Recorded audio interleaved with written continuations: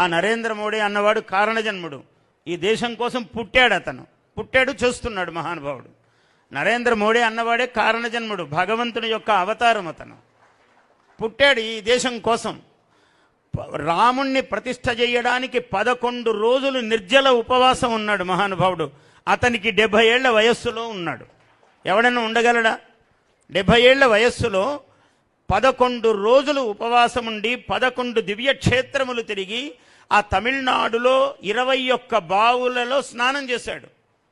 చల్లనీళ్ళు. Prime minister అయిన వాడు చేస్తాడండి, కార్పొరేటర్ చేయడు. హీటర్ వేసుకొని స్నానం చేస్తాడు గీజర్లో. కానీ 11 రోజుల పాటు ఆయన పొద్దున సాయంకాలము చల్లనీళ్ళ బావి నీళ్లు స్నానం చేశాడు. చేసి ఉపవాసము ఉండి 12వ రోజు రామ ప్రతిష్ఠ చేశాడు అయోధ్యలో.